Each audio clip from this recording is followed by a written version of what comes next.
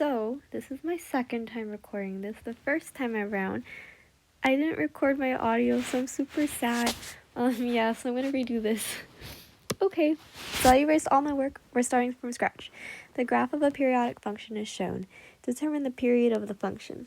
Okay, so this first question is very similar to things that we were just learning before we left, so I encourage you to look through those old videos so I don't, have to re-teach the same stuff. But however, if you are still confused after watching those, just reach out to me and I don't mind making another one. I just want to make sure you guys are making use of the resources that you already have. So maximum minimum values, just so you know, maximum means the top highest y value and minimum means the bottom, the lowest y value. Using your answers to determine the amplitude. So if you know the highest value and you know the lowest value, then you know the distance between those. You can literally count the boxes. If you half that, then you will get your amplitude. So you have to divide it by 2, okay? So divide this distance by 2.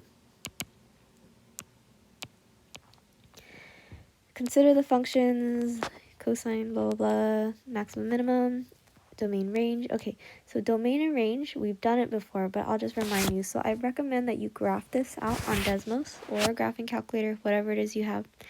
And so once you have a graph, I'll give you an example. I'll do the domain and range of this graph since it's here for us and I don't want to be doing your packet for you. Let's do domain. Just to remind you guys, domain is going to be the x values. So your leftmost x value and then your rightmost x value. So let's start on the left. I see an arrow. An arrow means we're going to start at negative infinity. It's an arrow to the left, so at the arrow point to the left means it goes on forever, forever, and ever, all the way until the negatives infinity. And so we're talking about our x values. We're going to have to use the less than symbol. You can never ever equal infinity, so I don't want to see that equal to line. Take that away. Just strictly less than. Now let's take a look at what happens all the way to the right side. On the right side, we have an arrow again. So an arrow goes right means the arrow keeps going and going and going all the way until positive infinity. Once again, no equal to line under that. You cannot equal infinity. Never, ever, ever. So here's your domain. Let's also do the range. So for the range, these are our y values, so highest and lowest. Let's take a look at the bottom. So you want to start from the bottom. Let's see how low. That's not what I wanted to do. There we go. Let's see how low your graph goes. It looks like it goes all the way until -3. So I'm going to put a -3 here. And see if there's a hole or a dot. Well, there's no hole. So by default, it is a dot. So remember that lines are made of infinitely many dots. So we can say less than or equal to, because if it's a dot, that means you have to include it. There's not a hole, so you have to include it. Range is talking about y values, so I put a y there. Let's take a look at what happens at the top. We go all the way to the top, and you see the maximum y value that we can ever get to is 5. So I'm going to put a 5 here. And once again, it is not a hole, so I will use less than or equal to. So obviously, domain and range, you aren't doing it for this graph. You're going to graph the equation that they gave you, and then you'll do domain and range like this. Domain is the x's, range is the y's. And just a clue for you guys, domain for the periodic functions, for sine and cosine, always going to be negative infinity to infinity for sine and cosine. Okay, scroll down. Where were we? Okay, phase shift is like how far left and right we move. So left and right. And vertical shift is how far up and down we move. So that was part of our notes also before we left. So I'm not going to do those. Area of a triangle. Great, so we're not given a right triangle. So that means we do have to be, using this formula. This is based on the chapter that you learned probably exactly a year ago. On the chapter about law of sines and law of cosines. So this one particularly has to do with the law of sines.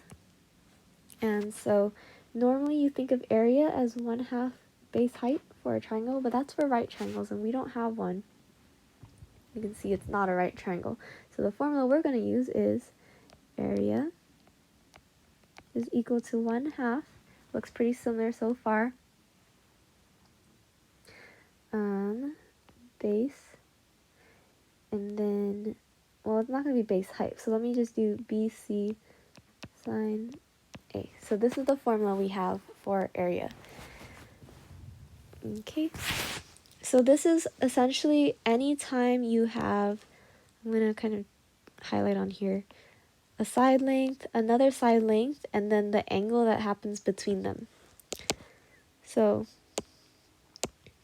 here we have that. So that's what we're going to be using. Let me label what the B and the C and the A are in our area formula. Okay, I'm not used to talking for long periods of time anymore. Okay, lowercase b over here. Lowercase letters are side lengths, and lowercase b is side length b, which is the side length you find when you go opposites of the corner b. So that's 375 meters. We also have lowercase c, which is side length c, which is you find your corner c, you go opposite to that, and you find your 400 meters as your side length. And then finally, capital A. Capital letters mean angles, so that would be this angle right over here. So let me write everything out. Area is equal to 1/2 the lowercase b, so 375, lowercase c, so 400, and then sine of capital A, so angle 35. Let me just color code those. So 375 went right here, 400 went right here for a lowercase c, and angle A went right here for 35 degrees. And finally, put it all together in the answer which you type on your calculator. So if you don't have a calculator like me, you have an iPhone or an Android phone or whatever phone you have, or Google, you can find a TI-84 calculator for free there. So when I was in high school, never bought one. I just find my resources in other ways. So area, if you type in your calculator, you should get this.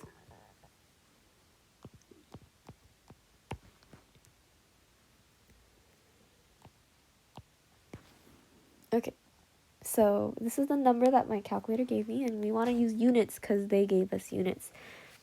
Area is always going to be the unit you have squared because it's two-dimensional. So two-dimensional means you're going to square it. They gave us meters. It's meters squared. Another way you can see that is, remember, 375 is in meters, 400 is in meters. The rest of it doesn't have units, so meters times meters is meters squared. So our unit is meters squared, and that's going to be your answer. Number 4, period, you know how to do that. Number 5, I forgot to erase my really quick drawing of a unit circle. Draw the angle measuring 135 degrees in standard position. That means draw it on the unit circle. So here's my really ugly circle. And remember that 0 is right over here where I wrote the number 0, and you gotta go that way. Go to 135 degrees, you can totally find sine of 135. Not gonna bore you with that. Number 6, use the law of sines to determine the value of side C. Great, so I need to remind you guys what the law of sines is because you learned that last year. Let's write that here. Okay, so let me just write it all out first.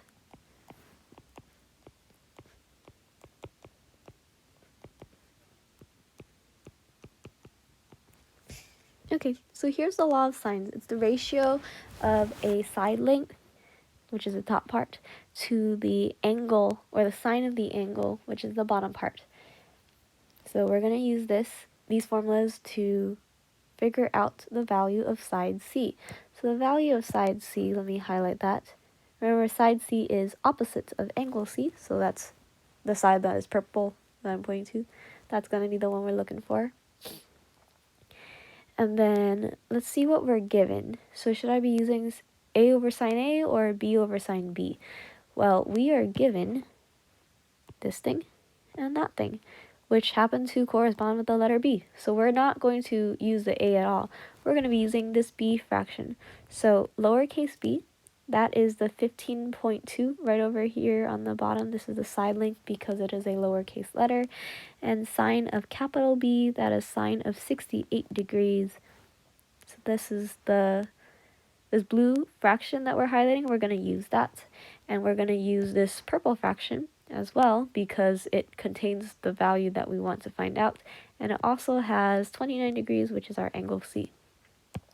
So plugging it in, we have 15.2 over sine 68 is equal to lowercase c, we don't know it yet, over sine of big C, which is 29 degrees. Okay, and I know I didn't really leave much room here, but when you want to solve this, you got to multiply both sides by sine 29.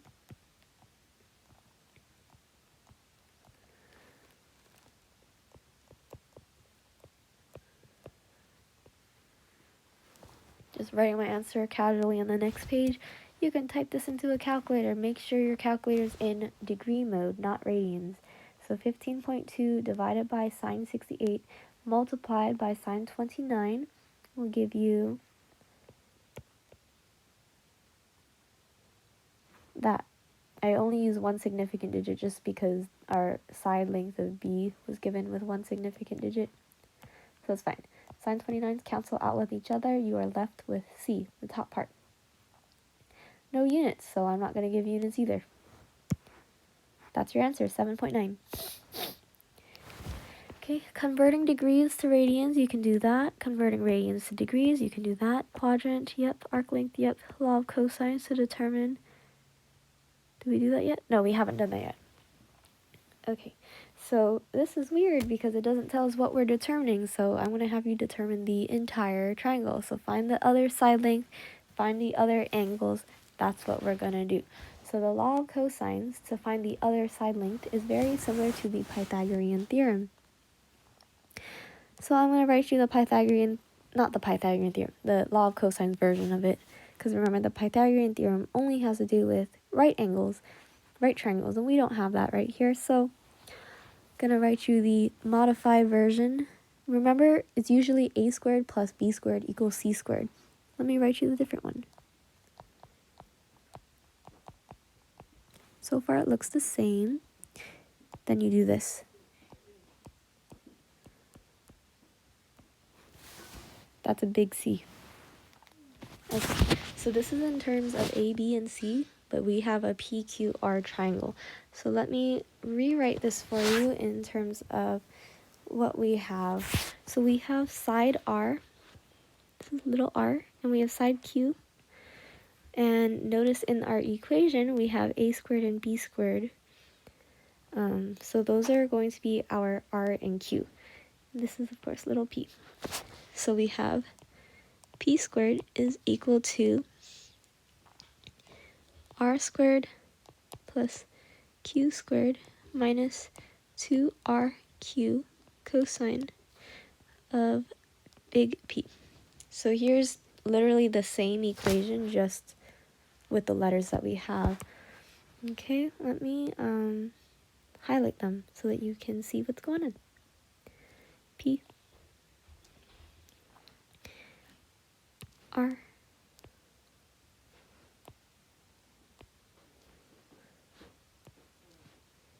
and Q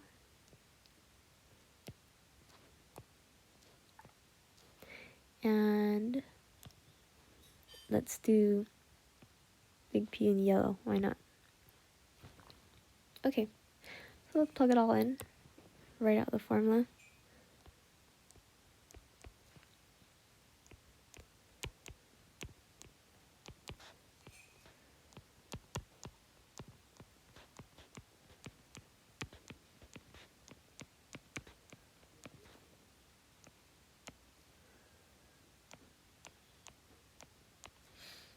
Okay, color it in because I like to do that.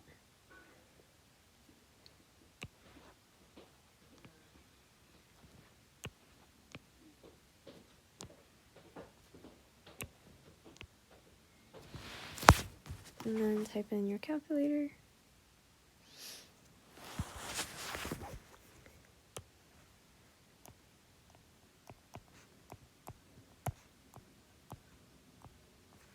And then, because we need p, square root everything.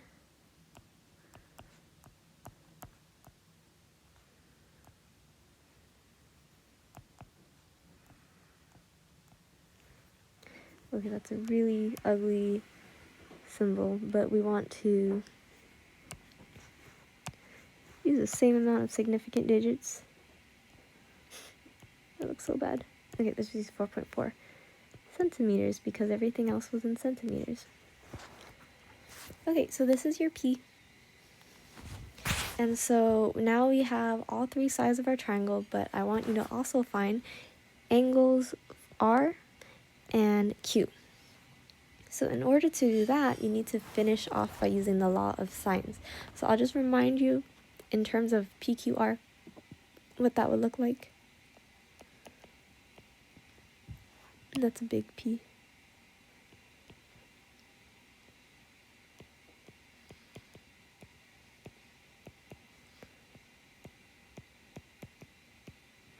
Ta-da! So use this to figure out angle R and angle Q.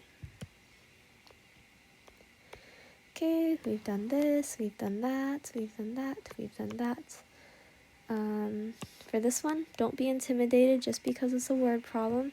You just want the maximum amount of daylight. So literally, find me the maximum. No big deal. For these, it says do without using your unit circle, but honestly, we didn't memorize it, so go ahead, feel free, use the unit circle. Same thing, just tell me the angle. Tell me the trig function. So this one is a maze, so like, let me remind you guys, sine, cosine, and tangent in terms of SOHCAHTOA.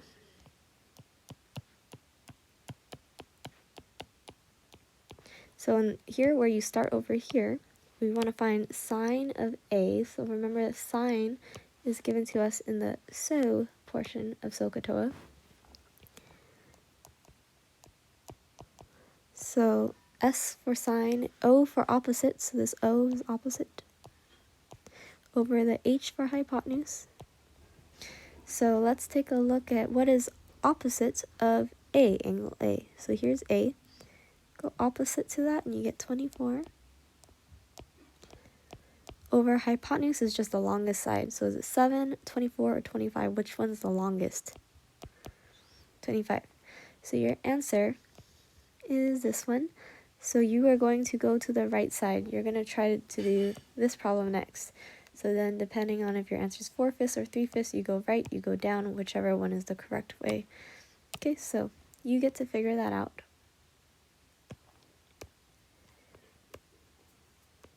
Okay, these are very similar to the very beginning parts. Yep, you can do those, you can do those. Law of cosines again, area of triangle again, we've gone over it. And yeah, that's it. So hopefully you find this video helpful. If you need any more help, please, please, please ask. Because if you don't ask, I won't know how to help you. And if you don't like my way of teaching, totally fine, I get it. You can just also use Khan Academy. Look up the law of sines, look up the law of cosines, look up unit circle, look up amplitude. All of it's there. You just gotta look for it. Okay, hopefully you guys are staying safe, and I'll see you in May, hopefully. Stay healthy.